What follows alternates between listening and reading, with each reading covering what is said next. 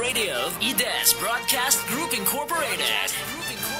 This is Kalahi DWXR 101.7 FM, proud member of KBP, kapisanan ng mga broadcaster ng Pilipinas.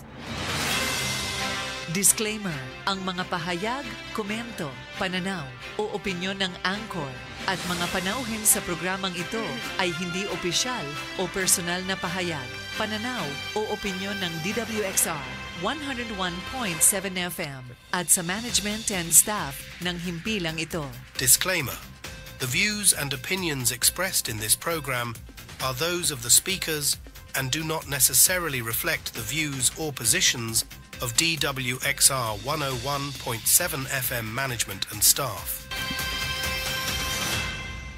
Narito na ang makabagong uri ng balitaan at talakayan sa radyo. Balita at talakayan. Balita at talakayan. Hihimay ng mga isya, talakay ng mga maiinit na usapin, maglalahad. Punto por punto. Balita at talakayan. Tambalan, Sandy Soriano at Dom Lago. Alas 12 ng tanghali. Lunes, Miyerkules at Biyernes, kasabay ng inyong tanghalian. Balita at talakayan. Dito lang sa himpilan ng DWXR 101.7 Kalahi mo FM. Balita at talakayan.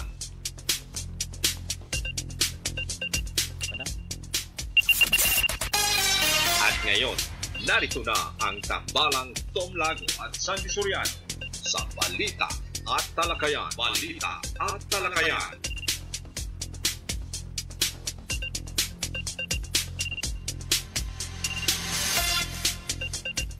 Okay, magandang tanghali po sa lahat ng nakikinig at sumusubaybay sa programang Balita at Talakayan. Medyo mainit yung panahon natin at talagang yung ibang klase sa Metro Manila yata po ay postpone pa, pamula pa nung Miyerkules. At malaki na po ang epekto nito sa ating mga kababayan. At syempre, bago po tayo magtuloy-tuloy sa ating programa, nandito po yung aking makisig na kapartner, no? Magandang tanghali po sa mga sumusubaybay sa ating palatuntunan. Magandang tanghali kasamang Sandy. At sa mga nakikinig ko sa atin sa online through Facebook page ng Kalahi mo 101.7 FM. At sa live na nakikinig sa atin sa 101.7 FM sa kanilang radio frequency. Ayan. Magandang tanghali po sa inyo lahat. Okay, happy lunchtime. Happy lunchtime sa lahat. Alam ko yung iba kumakain at nasa harap ng kanilang hapagkakainan. Bagamat mainit, at tuloy-tuloy po yung ating buhay. Magkano kaya ang bilhin nyo ng kilo ng bigas na kinakain nyo ngayon? Partner, yung kilo ng bigas na ang alam ko, yung isang kasambahay namin ay bumili dati ng bigas, nasa 60 plus yung presyo ng bigas ngayon. Hindi bumaba, partner, hindi bumaba, kundi tumaas pa yung yung presyo ng bigas, bagamat katatapos lang ng ating anihan. Sapagkat kung hindi ako nagkakamali, parang ang presyo ng ng kilo ng palay ay nasa 28 per kilo. So dapat lumalabas yan na kung igigiling na siya, yung magiging presyo niya nasa nasa 52 pesos. Siyempre tutubuan pa yan. Tutubuan pa. At siyempre mga middleman, yung mas malaki pa ang tinutubo ng mga middleman dyan kaysa doon sa mga magsasaki. At yun nga yung lagi nating pinapaliwanag kumbaga kahit na katatapos pala ng anihan yan, sabihin mo natin malaki yung demand natin. Pero pag mahal ang kilo ng palay, imposibleng bumaba ang bigas, partner. Kasi bakit bibili ng mga negosyante yan? Yung palay na napakataas ko, ibebenta naman nila yung bigas na napakamura, di palugi sila. Di ba? At ang tanong dito, meron ho tayong mga kadiwa centers na mga tindahan na sinasubsidize ng ating gobyerno. Parang wala akong nakikita na nagtitinda sila ng bigas kasamang Sandy. Sapagkat kung titingnan natin, di ba, yung National Food Authority, yung NFA, ay naglabas sila ng tuni-tuniladang bigas na siyang ibebenta dapat dun sa ating mga kababayan na para maranasan yung medyo mababang presyo ngayon. Compare natin dun sa mga, kasi sa panahon ngayon, nandyan na naman ang importation Yun, partner, ang isang nakakalungkot. Kaya pag mahal ng bigas, ang sagot, importation. Pero bagamat kahit mag-import tayo, hindi rin naman bumababa partner ang bigas. At nabanggit mo yung yung NFA, yung NFA, kita mo naman pag bumili ng bigas yan, ng palay, talagang magagandang klase yung pinipili nilang palay. Kasi maganda rin yung presyo nila eh. Kaya dapat maganda rin sana yung inilalabas nilang bigas para doon sa ating mga kababayan. Pero sa ngayon, mukhang wala tayong napapansing kahit sa palengke ng mga NFA rice na kung meron man, mukhang hindi rin magaganda yung bigas na ilalabas at saka parang pinagbawalan kasi ang National Food Authority sa gawa nung rice tarification law. Kasi may batas. Sila ang magbenta. Katulad nun, 'di ba, may kumukuha yung NFA. Pag license ka ng NFA, pwede ka magtinda ng bigas galing sa NFA. Na kung saan napakalaki ng tulong nito sa ating mga kababayan noon na pag walang pambili, pagka panahon ng Agosto, 'di ba? Yung sinasabi nila ito yung buwan. Inaagosto ka. Yan yung buwan na talagang medyo napakahirap, medyo maganit pa ika nga kumita. Ngayon, dahil dun sa rice tarification law, nawala ngayon yung sistema na yung NFA ay hindi na pwedeng maglabas ng bigas para doon sa commercial na sa mga magbebenta. Para doon sa mga mahihirap natin. Kasi partner kaya create ang NFA, National Food Authority, para doon sa mga mga kababayan nating kapuspalad, kumbaga yun na parang may mabibili silang murang bigas. Kaya lang yung sinasabi mo, yung rice tarification law, yun ang kumbaga may batas kaya nga hindi sila makapaglabas ngayon 'di ba ng mga bigas. Siguro kung ganoon dapat ilagay nila sa ngayon sa mga kadiwa.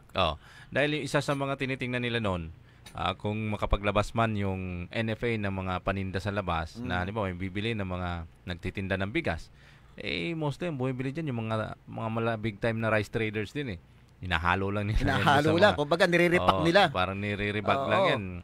Di ba mayroong mga cases na ganyan na nabalita at sa NFA na na may mga nire-repack para doon sa commercial rice at ang nakikinabang ay yung mga malalaking negosyante, yung may mga connection na ilalabas nila yung bigas ng NFA at naibebenta nila ng commercial, di ba? Nabalita pa nga na naglabas din ng NFA kamakailan. At merong kaso ang mga tauhan dito, magkano lang nila binenta yung bigas na galing NFA. Halagang 23 pesos. 23 pesos sa doon sa mga negosyante, tapos yung mga negosyante bebenta nila ito ng napakamahal. At dadalawa pa ang kanilang rice traders na pinagbentahan lang. Ibig sabihin, parang hindi dumaan sa maayos na proseso. Kaya yung ilang mga kawani na yan, ilan yun? Nasa 100 plus yata yung mga sinuspindi. At yung ilan parang tinanggal na. Kasi kabilang pangawari doon yung matagal ng patay. Nabalita partner yan. Siguro dapat meron tayong mabigat na batas para diyan kasi kumbaga pagnanakaw yan sa maituturing natin pagnanakaw yan sa kaban ng bayan at para doon sa mahirap natin yung mga gumawa ng ganyan. Kaya dapat may mabigat na parusa. Dapat hindi lang tinatanggal yung mga yan dapat ikinukulong para hindi na pamarisan. Ang problema walang nangyayari sa una lang pumuputok yung issue parang tapos wala na. Pag nasa gobyerno parang nababaliwala yung issue at saka hindi mo makita kung sino yung utak ng mga ganong gawain. Kaya nangyayari sa atin ang mga talo mamalimit ay yung mga taong bayan sapagkat sila yung nagsasakripisyo doon sa kahirapan na kagagawa ng mga ilang mga kawani ng gobyerno na tiwali sa kanilang pamamahala. Siguro partner, bago tayo magdire-diretso doon sa programa natin, bigyan muna natin sila ng kaunting balita ng national para naman meron rin silang idea kung ano ba ang nangyayari na dito sa ating bansa. Siguro sisimulan ko ito nationwide manhunt na versus Kibuloy inilarga. Mas pinalawak pa ng Philippine National Police o PNP ang paghahanap kay Kingdom of Jesus Christ Pastor Apollo Kibuloy. Sinabi ni PNP Public Information Office Chief Police Colonel Jean Pajardo na sa buong bansa na pinakikilos ang tracking team laban kay Kibuloy. Ayon kay Pajardo, binabalidate ng kanilang mga tracking teams ang impormasyon tungkol sa posibleng kinaroroonan ni Kibuloy at iba pang akusado. Ani Pajardo, tuloy-tuloy ang pakikipag-ugnayan ng tracker team sa mga kakilala, kaibigan at maging sa organisasyon ni Kibuloy upang matukoy ang kilos nito. Kinumpirma naman kahapon ni Justice Undersecretary Jose Dominic Clavano na nasa Pilipinas pa si Kibuloy na pinaghahanap din ng US Federal Bureau of Investigation o FBI dahil sa mga kasong sex trafficking.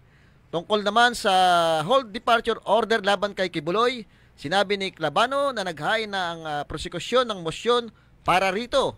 Kasabay nito, sinabi ni Fajardo na inaasahan nilang mailalabas sa loob ng linggo ang permadong desisyon ni PNP Chief General Romel Francisco Marbil sa rekomendasyon ng Firearms and Explosive Office o FEO na bawiin ang license to own and possess firearm ni Kibuloy base sa kanyang kasong kinakaharap na isang capital offense. Si Kibuloy ay may 3 arrest warrant para sa kasong child at sexual abuse na inilabas ng Davao City Regional Trial Court at para sa kasong human trafficking na inisyo ng Pasig City Court. Parte na, ito yung isang balita kay Pastor Kibuloy. Nakakapagtaka bakit ito nagtatago samantalang lagi niyang pinangangalandakan na siya yung daan. Siya yung may-ari ng sanlibutan. Sinasabi pa niya, siya ay Diyos. Bakit ito nagtatago? Ang kalaban lang niya dito, tao. Siya ay anak ng Diyos. Siya ay anak ng Diyos. Self-proclaim. Self-proclaim. Pero ang ano natin dito, kung tutusin, kaya itong habulin ng batas ng ng Pilipinas. Kung matatandaan mo si Congressman Teves. Nahuli na, di ba? Nahuli na. Ang tanong, bakit hindi pa nadadala sa Pilipinas? Yun. Isa pa, bakit hindi pa na-extradite dito sa Pilipinas itong si Congressman Teves at mukhang wala tayong balita kung ano na yung status nung kaso nito. At ito namang si Pastor Kibuloy, ang laki ng ating intelligence fund, di ba? Yan yung pinakamalaking nakakapagtaka, yung intelligence fund natin. Bakit ito si Pastor Kibuloy hindi yata matrack kung nasa ang lugar ito ngayon? Ang sinasabi, baka nasa Davao lang ito. Malaki yung intel. Malaki. Intelensya. Intelensya. At isipin mo, pare, si Pastor Kibuloy, meron pala itong armory. May mga madaming armas na naitago. Yun ang nakakapagtaka. Tsaka diba? yung kanyang parang yung TV station niya, 'di ba? Parang merong mga investigasyon na parang ikansilahin yung prangkesa nito nung SMNI. Pero I don't know kung effective na. Ano nangyari sa investigation. Anyway, doon sa ibang mga balita, heat-related illnesses walang pinipiling edad ayon po sa Department of Health.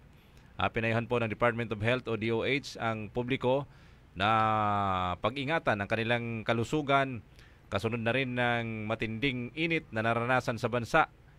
Palala ng Department of Health, bagamat na vulnerable ang mga matatanda, mga nakakabata at mga may sakit ay wala pa rin pinipili umanong edad or health status ang mga heat-related illnesses. Babala ng Department of Health maging ang mga physically fit na individual ay maaari ring mabiktima ng heat-related illnesses. Kaugnay nito, pinayuhan naman ng Department of Health ang publiko na uminom ng maraming tubig para makabawas sa dehydration. Dapat din namanong iwasan munang magbilad sa araw mula alas 10 ng umaga hanggang alas 4 ng hapon na sa katindihan ng sikat ng araw. Makatulong din naman ang pagsusuot ng komportableng damit kapag matindi ang init ng panahon. Ayan. Alam mo, kasamang sandin, dami ng madami ng na heat stroke yung nababalita. In particular doon sa Visayas area, yung sa Iloilo na kung matatanan mo yung nabalita na 2 teachers na ang sanina to parang na heat stroke. Mukhang di ba, inatake. Inatake. Kasi partner yung sobrang init nasa katulad niyan, nasa yata yung index ang ibang parte ng ating bansa. Yung iba ay nasa 47 degrees na. Sobrang init yan. At ang Metro Manila, alam ko, Miyerkules pa kinancel yung mga pasok doon. Kasi yung nasa UST nag-aaral ay Miyerkules pa, parang dapat Miyerkules cancel, pero yung Huwebes, Biyernes yata hanggang ngayon ay walang pasok ang UST kung di ako nagkakamali So naka-online sila. Oo, at talagang katulad niya sinasabi natin, ang daming related na pwedeng mangyari pagka ang ating mga kababayan ay talagang nakaranas ng sobrang init. Kaya yung lagi natin pinapayo, partner, kailangan magdala lagi ng mga tubig nila, Oo. At alam mo, yung Occidental, parang hindi ako nagkakamali, parang nasa 47 degrees kahapon. Yung kahapon, partner, Occidental Mindoro. Mukhang hanggang ngayon, partner, nasa 47 sila ngayon yung degree ng init. Kasi yung index na tinignan ko kanina, ay lahat parang nasa 46, 47 yung iba't ibang parte ng ating bansa. Kaya kung titingnan mo yung mapa ng Pilipinas, parang nagbabagang Pilipinas eh. Di ba? Ay kita mo, partner, nagkakaroon ng mga self-combustion yung mga damo. Di ba yung sa NAIA, nakita natin 19 na sasakyan ang nasunog ay dahil ito doon sa mga damo na hindi natin kung natapunan ng sigarilyo. Na biglang nagliyab, nag-self-combustion, 19 na sasakyan. Dito sa atin, di ba, yung sa may Centro Mall, nakita natin isang MUX. Bigla na nagliyab yun. Yun ang paalala din nga pala doon sa ating mga kababayan na wag po kayong maglalagay ng mga pwedeng sumiklab sa inyong sasakyan. Tulad ng lighter o kaya alcohol. Basta yung pwedeng magliyab at kung maaari daw ay buksan nyo ng kaunti yung inyong bintana. Yung mga charger. Yung mga charger. Isa din yan. Pwedeng mag self-combustion niya sa sobrang init yung mga ganyang bagay. Ayan. At sa iba pa mong mga balita, mga mangingisda naman pumalag versus importasyon ng 25 metric ton na mga frozen na isda. Binanata naman ng pambansang lakas ng kilusang mamalakaya ng Pilipinas o pamalakaya ang desisyon ng gobyernong aprubahan ang pag-aangkat ng sangkaterbang isda, bagay na sisira umano sa lokal na produksyon. Lunes na kasi ng pirmahan ay Agriculture Secretary Francisco Chu Laurel Jr. ang Memorandum Order Number 17 Series of 2024 na siyang magpapahintulot sa pagpasok ng 25,000 metritikong toneladang niluhayang isda. Ayan. Nangyayari ito sa ilang araw matapos tanggalin ni Pangulong Ferdinand Marcos Jr. ang kanyang Administrative Order 20 or Administrative Order Number 20 na siyang nagtanggal ng non-tariff barriers sa imported agricultural products. Malaki ang pinsala sa pagpasok ng imported na isda at sa lokal na production dahil sinala nitong pagbaba ng farm gate price ng produkto ng mga maliliit na mga isda. Ayon pa sa mga pamalakaya, Chairman Fernando Hicop, ngayong Huwebes kung kasalukuyan na naglalaro sa 80 hanggang 100 piso ang kilo ng mga imported ng related na mas mura kaysa mga lokal na isda.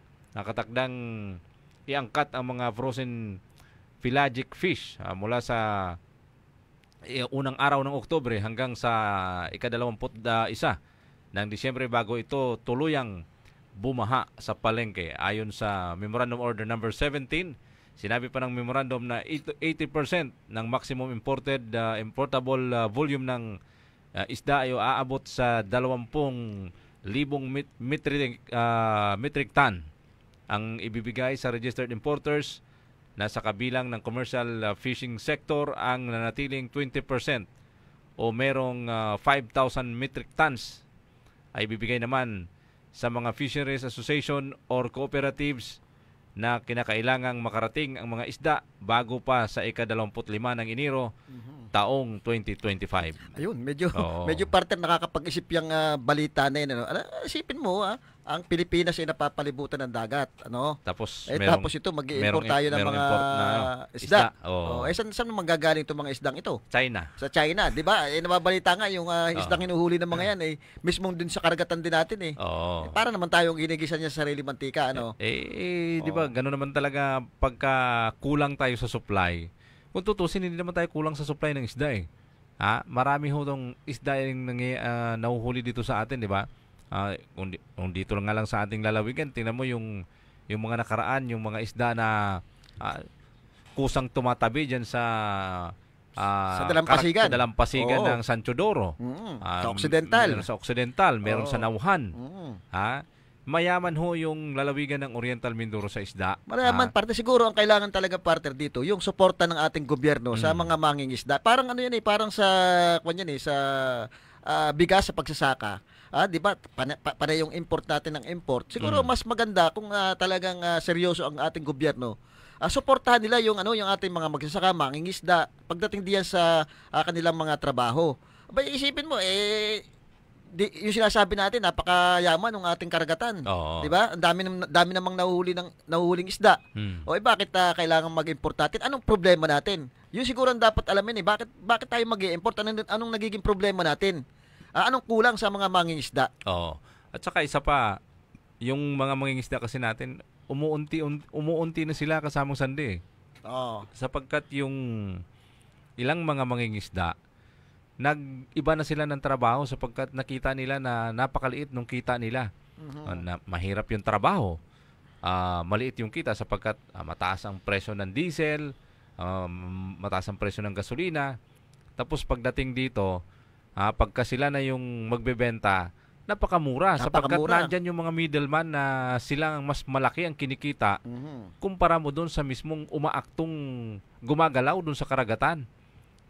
Kung meron hong malinaw na programa ng ating gobyerno na dapat nire-regulate yung pamamaraan ng pagbili ng isda dito sa mga mangingisda natin, sa tingin ko kasamang sandi, maging maganda yung kita nitong mga kababayan natin. At siguro pipilitin nilang ituloy yung kanilang trabaho bilang isang mangingisda kung sa tingin nila ay ito'y kayang makabuhay ng kanilang pamilya.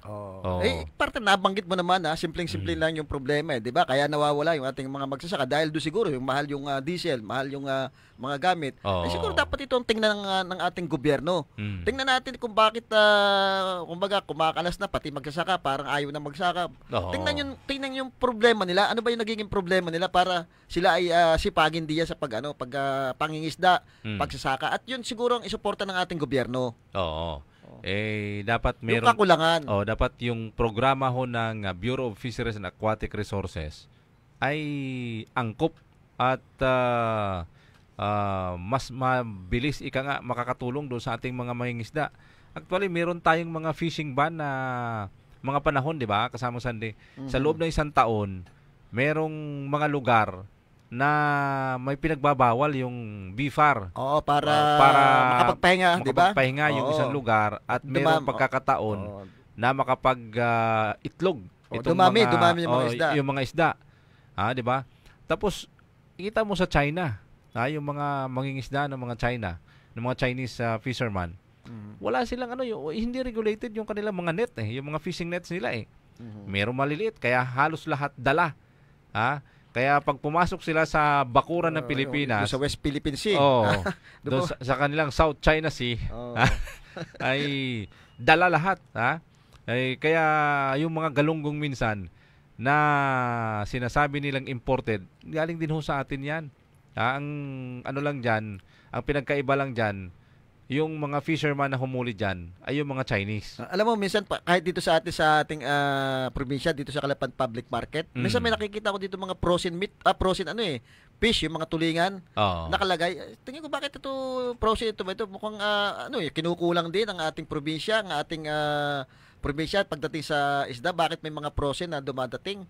Hindi natin alam kung saan galing yung mga frozen na fish na yun nakikita ko parte pag minsan namamalengke ako, yung mga tulingan, frozen yung mga yan, nakalagay sa isang kahon, nakapak sila. Magaganda yung pagkakapak, talagang mukhang imported yung fish. Ibig sabihin, dito sa atin kulang din ang isda. Ay nakakapagtaka, tayo napapalibutan tayo ng dagat.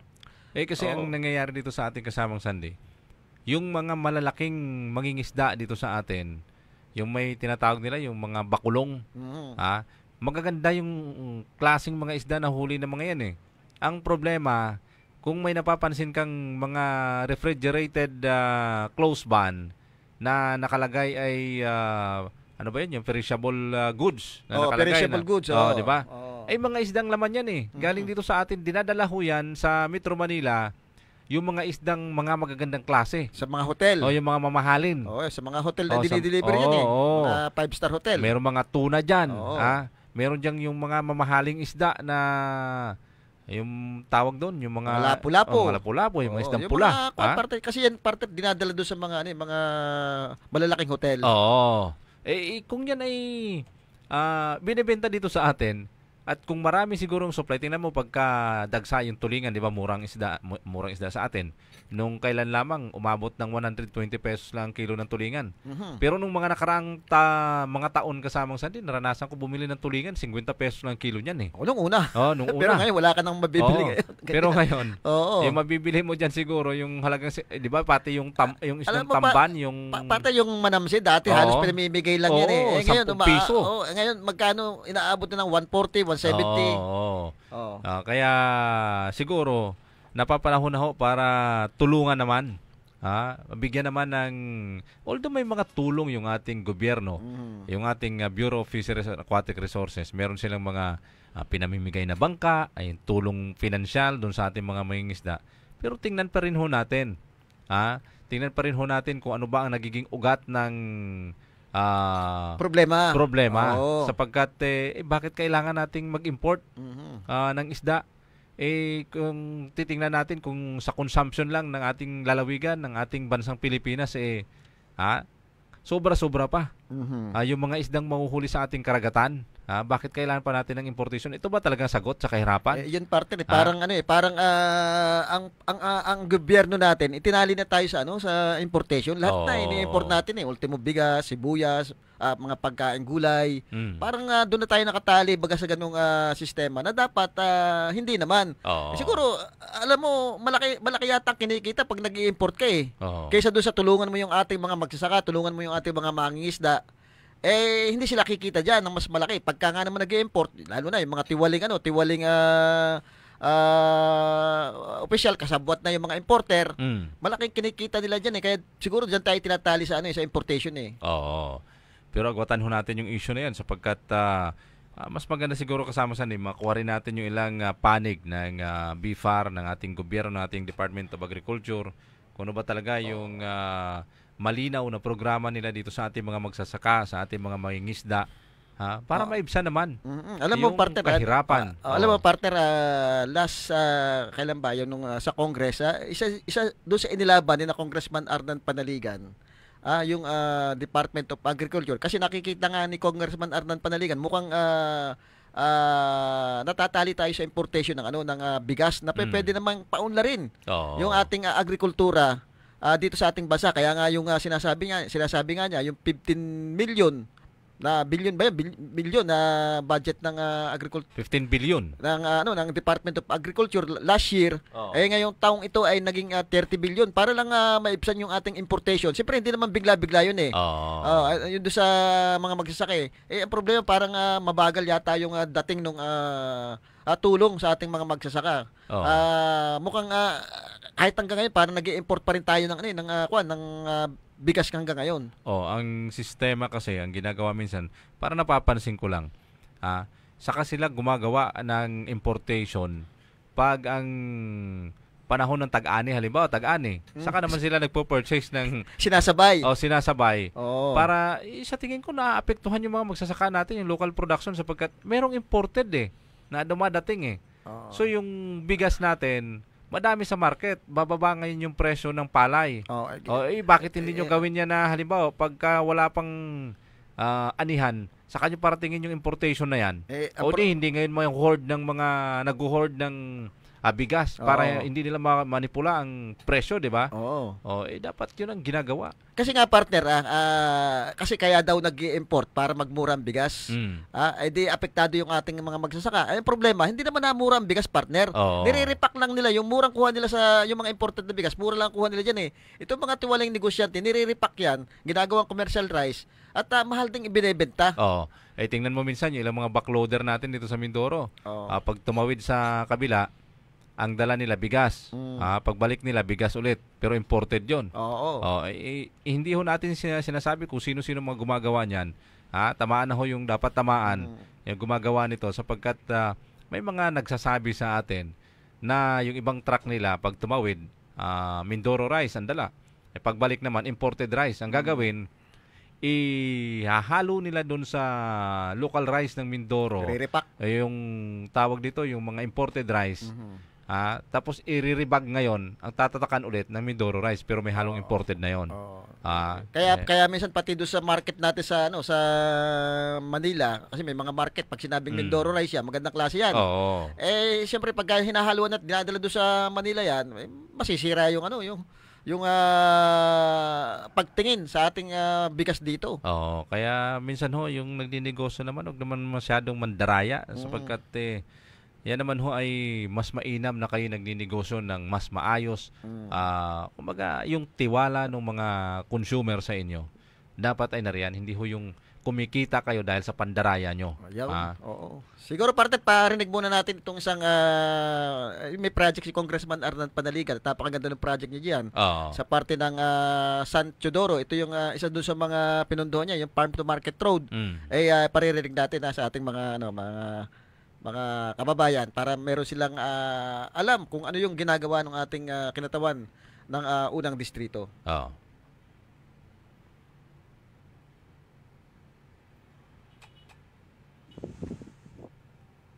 Ayan, mukhang nadidelay. Ayan. Pakinggan ho natin yung... Wala. Si Big Man, wala. Walang sound. Ayan, itaas mo.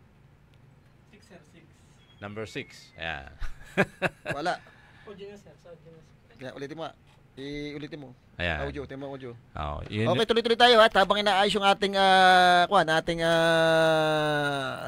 audio ay tuloy-tuloy lang po tayo sa ating programa. Alam mo yung mga programa ni Congressman Panaligan, lalong-lalo na po yung mga farm to market roads, ay napakarami ho nito yung ilan dyan, mga natapos na, yung ilang mga pinupunduhan pa, at yung ilan dyan ay kasalukuyang ginagawa at kinukonstruct. Dyan ho sa ilang bahagi ng mga bayan ng unang distrito po dito sa ating lalawigan. Partner, at saka yung advice lang doon sa mga kababayan natin, lalo dito sa Calapan, sobrang traffic, partner, dito sa Calapan sa atin yun. Traffic na, sobrang init pa. Siguro ito, advice natin, yung isang project ni Congressman Arnan Panaligan dito sa may papuntang Santa Isabel, napakaganda ng project niya, Farm to Market Road yun.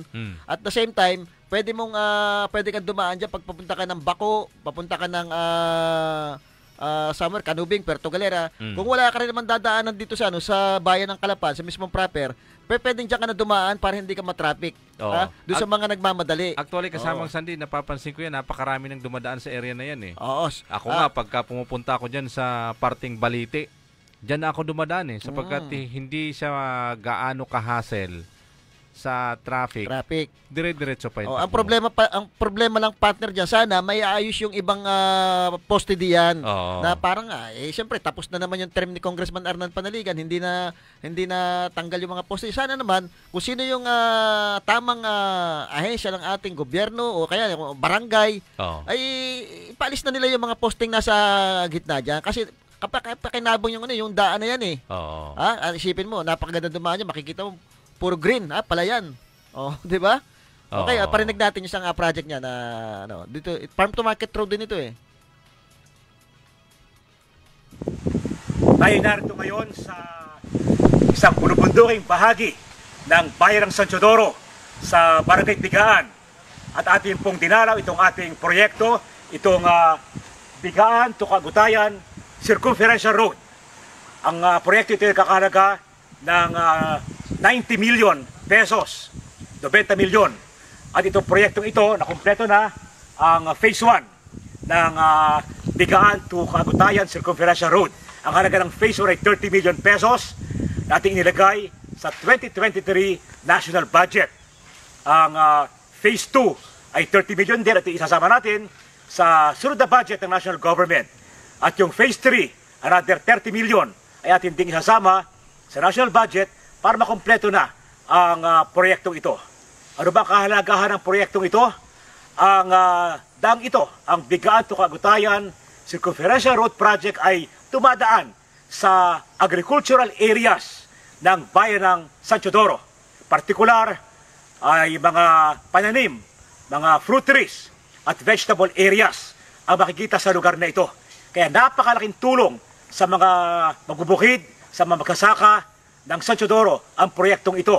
Lalo na yung mga tinatawag na upland farmers o mga magsasaka sa kabundukan.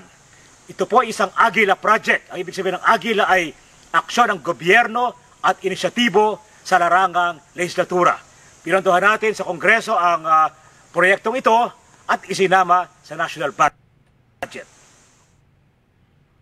Ayun, partner ha. Napakaganda ng project ni Congressman Arnan Panaligan. Ito yung talagang ito talaga yung makikita mong proyekto na talagang kailangan ng ating mga kababayan. Hindi katulad ng ibang politiko, may mga project sila, ang daming pinagagawang kung ano-anong building. Pero kita mo naman wala namang hindi naman nagagamit yung mga building na yan. Hindi natin malaman bakit pinatatayo yan. Madami ako nakikitang ganyan na may mga politikong patayo ng mga kung ano-anong project, building. Pero bakante. Ito kay Congressman Arnan Panaligan, talagang kita natin yun talaga yung pangunahing pangangailangan ng ating kababayan, lalong-lalo na yung sinasabi natin mga farm to market road. Lalong-lalo na kailangan nating mga mga magsasaka. Hindi lang, pati mapapakinabangan yan malaking kaluwanan yan, yung mga karsadang yan, doon sa mga nakatira doon sa mga lugar na yon. Oo. Alam nyo, pagka umuunlad, gumaganda yung kalsada sa inyong lokalidad, kasabayan ho sa pag-unlad ng pamumuhay ng ating mga kababayan sapagkat yung kilos nagiging mabilis.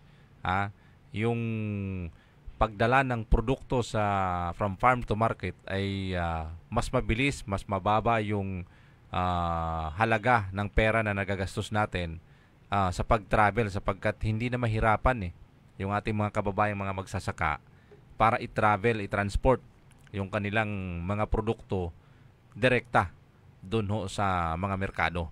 Kaya malaking naitutulong yan kasamang Sandy. Malaki at yan talagang yan talaga napaka-importante lalo-lalo na doon sa ating mga magsasaka kasi napakahirap partner pagka wala kang magandang daan. Yung mga at saka hindi lang doon sa mga magsasaka, malaking tulong ito doon sa ating mga kababayan para makarating ng maganda yung kanilang mga produkto doon sa dapat puntahan. Kasi kung pangit yan, yung basta na lang na pagawa mo yan, yung mga hindi makakatulong sa ating magsasaka. Napakaganda ng mga project na yan Hindi katulad ng mga project na kung ano-anong pinagpapagawa mo, magkaroon ka lang ng proyekto, hindi naman napapakinabangan ng ating mga kababayan.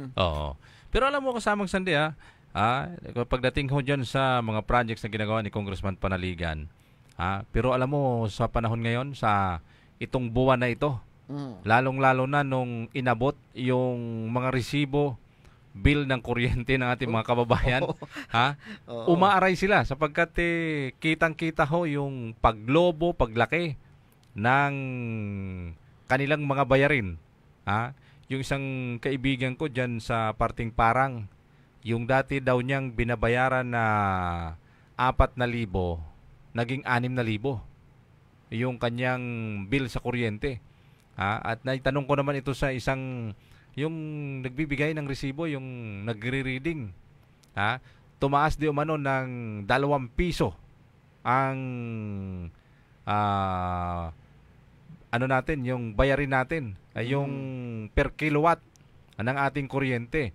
Hindi natin alam, I don't know kung ito'y may kaugnayan na doon sa pinopropose nung mga nakaraan na nakaambang pagtaas ng singil ng kuryente ng National Power Corporation na siyang aprobado na yata ito ng NEA, ng National Energy Administration, na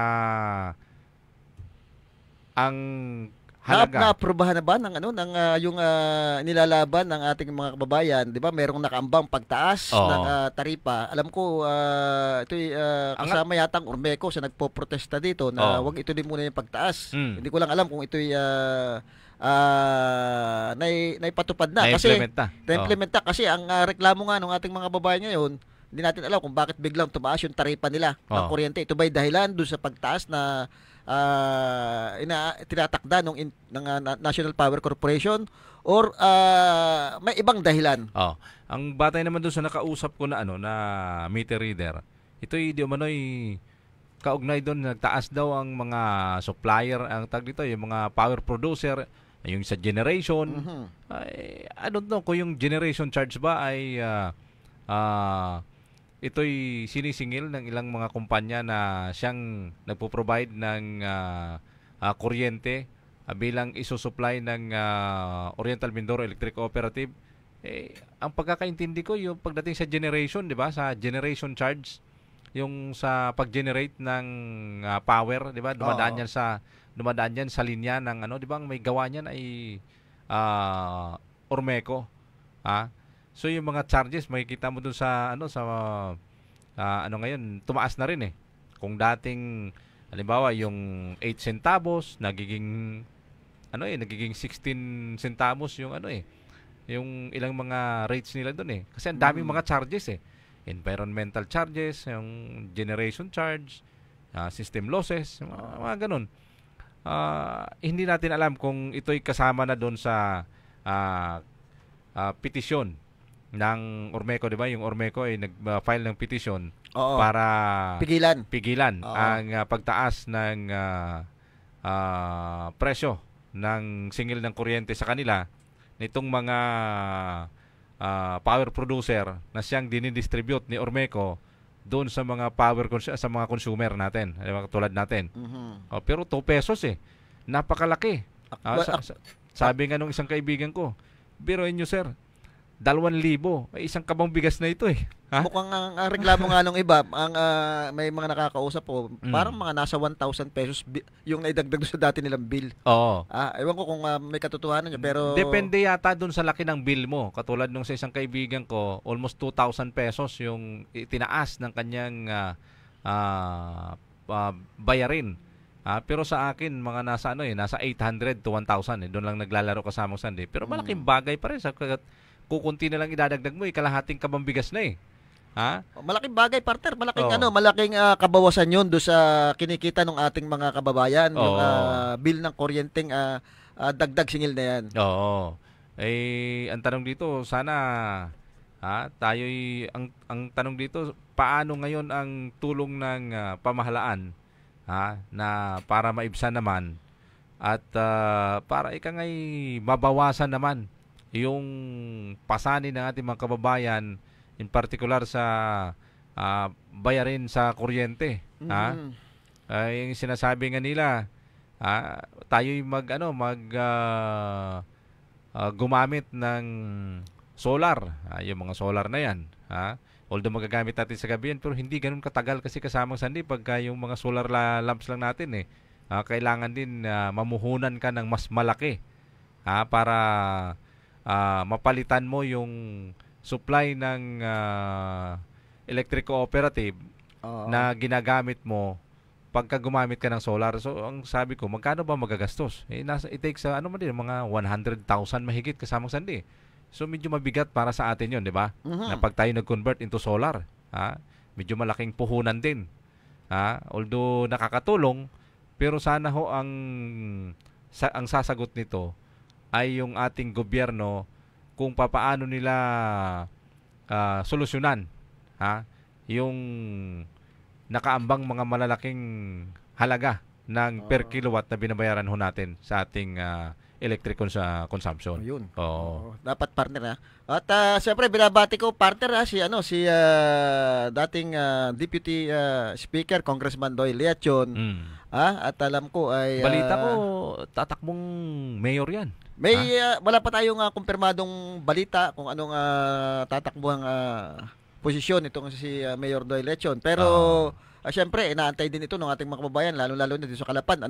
Kasi nakita nga siguro nila na talagang nung ito'y mayor pa ng Calapan, malaki yung pinagbago ng ating lungsod. Partikular do sa ekonomiya, pati do sa mga serbisyo publiko.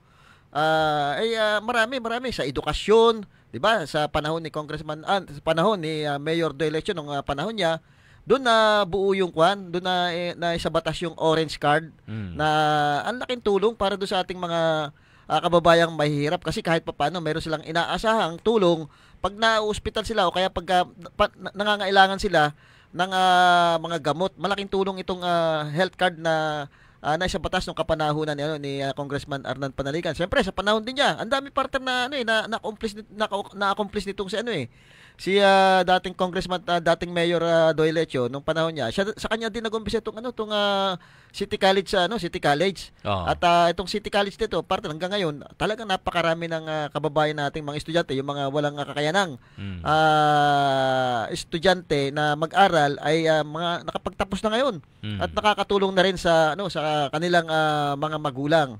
Madami nung panahon niya nagsulputan yung mga malalaking negosyo katulad yung mga Jollibee, mga McDonald's, yung mga mall At syempre time din naman ni Mayor Arnan Panaligan, talagang halos lahat yan pinaganda yung mga serbisyo na yan. Yung lahat ng nasimulan diyan, mas pinaganda. Yun ang kagandahan kay Congressman Arnan Panaligan. Pagka yung maganda yung project ng isang kumbaga ng isang politiko, ay itinutuloy ito at hindi ito hinahadlangan. Kumbaga mas dinadagdagan pa yung programa. At mas lalong pinapaganda. Hindi nagpapasa ng second option. Oo. Kumbaga kaya isa ngayon partner, di ba? Hindi na malapit na October. Magpapail ng mga yan. Ang dami nating nababalita na magtatakbuhan. Ito si Mayor Ina ng Pola. May balita, may bulong-bulungan na mukhang tatakbo bilang gobernador ng ating lalawigan. Ayon sa aking kaibigan doon mismo sa tawag dito sa bayan ng Pola, sabi niya wala pang confirmation pero parang may mga naririnig. At ito namang isang bagong sumusulpot na sinasabing pilantropo yung may mga tumutulong pag may mga concert sa mga lalo na ngayon mayuhan, madaming lumalapit diyan at sinasagot yata yung mga pa-concert sa bawat barangay. Hanggang pinamalayan yata yung concert. Mukhang nagpaplano rin tumakbo bilang Vice Governor. Ito si Mr. Orbin Rabino. Sa Vice Governor ang maglalaban diyan, 4 yata kasama na diyan yung dating Vice Governor natin na si Vice Governor Jojo Perez. At syempre, hindi rin matatawaran ang kakayanan ni Vice Governor Jojo Perez dahil nung panahon na siya ay nanunungkulan, ito yung malaki rin ang nagawa matagal din ito naging Vice Governor At maganda rin naman yung performance ito nung siya ay nasa provincial government. Meron pang ilang lumalabas na mga pangalan diyan. Yung anak ng dating Congressman RGB si Miss Joanna Valencia at saka yung isa pa si Attorney Mong de la Puente. Siyempre dito sa Calapan, sinasabi si Vice Mayor Bim Ignacio ay mananatiling Vice Mayor. Kasi ang nung huling nakapanayam natin yan wala siyang planong mag-mayor at tatapusin niya ang term niya bilang Vice Mayor.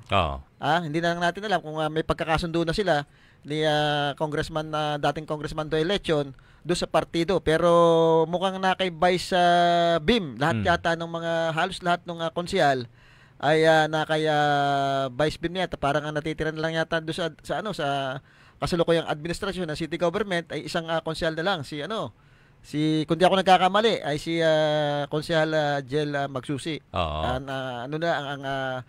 Natitira doon. Wala tayong balita kung sinong magiging Vice Mayor kung sakasakali ni Madam Malu Murillo, ni Mayora Malu Murillo. Wala pa tayong balita kung sino. Dahil nga ang naging Vice Mayor niya noon ay si Vice Mayor Bim, pero kumalas na.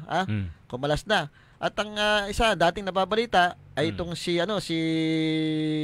dating Vice Mayor Hil Ramirez na tatakbo kahit independente, pero hindi ko pa alam kung final yung decision ni Vice Mayor Hil Ramirez. At syempre hindi rin matatawaran ang nagawa nito sa city nung siya ay Vice Mayor pa. At